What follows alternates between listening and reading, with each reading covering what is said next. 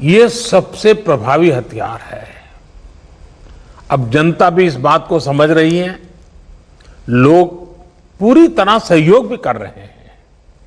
ये जागरूकता की हमारी कोशिशों से एक अच्छे परिणाम की तरफ हम आगे बढ़े हैं। हम क्वारंटाइन की व्यवस्था इसी वजह से आज इतने अच्छे तरीके से लागू कर पा रहे हैं। एक्सपर्ट्स अब ये कह रहे हैं कि अगर हम शुरुआत के 72 घंटे में ही केसेस की पहचान कर ले तो ये संक्रमण काफी हद तक धीमा हो जाता है। और इसलिए मेरा सबसे आग्रह है कि जैसे हाथ धोने की बात हो, 2 गज की दूरी की बात हो, मास्क की बात हो, कहीं पर न थूकने का आग्रह हो, इन सब के साथ अब सरकारों में और सरकारी व्यवस्थाओं में भी और कोरोना वॉरियर के बीच भी और जनता में भी एक नया मंत्र हमें बराबर पहुंचाना पड़ेगा, और वो है 72 घंटे में जिसको भी हुआ है उसके आसपास के सबको उसका टेस्टिंग हो जाना चाहिए, उनका ट्रेसिंग होना चाहिए, उनके लिए जो आवश्यक है वो व्यवस्था होनी चाहिए। अगर ये 72 घंटे वाली फॉर्मूला पर हम बल देते हैं तो आप मानिए कि बाकी जो जो चीजें हैं उसके साथ अब इसको जोड़ देना है कि 72 घंटे के भीतर भीतर इन सारे कामों को कर लेना है। आज टेस्टिंग नेटवर्क के अलावा आरोग्य सेतु ऐप भी हमारे पास है। आरोग्य सेतु की मदद से अगर हमारी एक टीम रेगुलरली उसका एनालिसिस करे तो बहुत आसानी से किस एरिया से शिकायत आ रही है हम पहुंच सकते हैं। हमने देखा कि हरियाणा के कुछ जिले, उत्तर प्रदेश के कुछ जिले और दिल्ली एक ऐसा कालखंड आया कि बड़ी चिंता का विषय बन गया। सरकार ने भी दिल्ली में ऐसी घोषणा की कि लग रहा था कि बड़ा संकट पैदा होगा।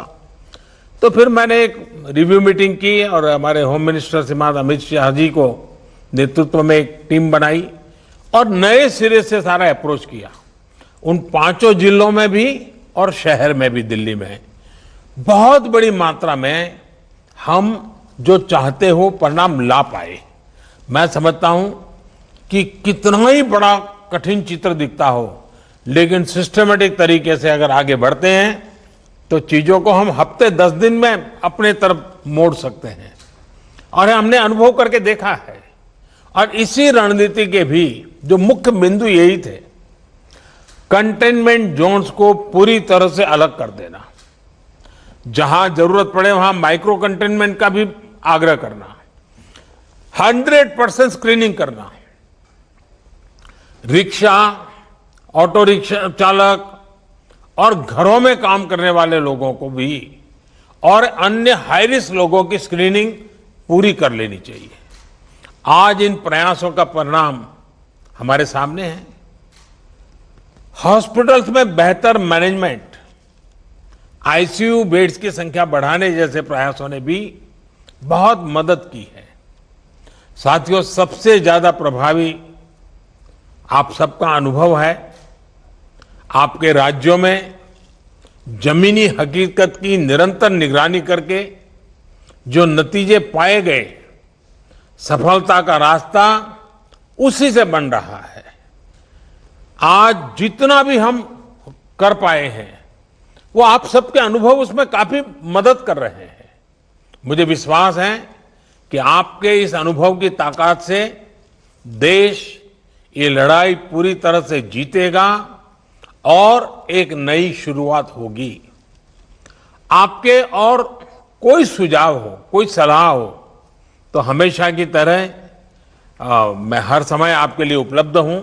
आप जरूर बताइए, और मैं आपको विश्वास दिलाता हूं, सरकार के सभी अधिकारी भी आज मौजूद थे। जिन जिन बातों का आपने जिक्र किया है, जिसकी चिंता करने के लिए कहा है, टीम पूरी तरह तुरंत ही उसको आगे बढ़ाएगी। लेकिन हम जानते हैं कि ये जो कालखंड होता है सावन, भादो और दिवाली तक का, तो कुछ बीमारी का और बीमारियों का भी माहौल बन जाता है, उसको भी हमें संभालना है। लेकिन मुझे विश्वास है कि हम जो 1% से नीचे मृत्यु दर लाने का लक्ष्य, रिकवरी रेट तेजी से बढ़ाने का लक्ष्य, 72 घंटे में सारे कांटेक्ट पर्सन को तक पहुंच करके उनकी व्यवस्था करना, इन मंत्रों को लेकर के अगर हम थोड़ा फोकस एक्टिविटी करेंगे तो हमारे जो 10 राज्य जहां पर 80% केसेस हैं, हमारे 10 राज्य जहां 82% मृत्यु है, हम 10 राज्य इस पूरी स्थिति को पलट सकते हैं।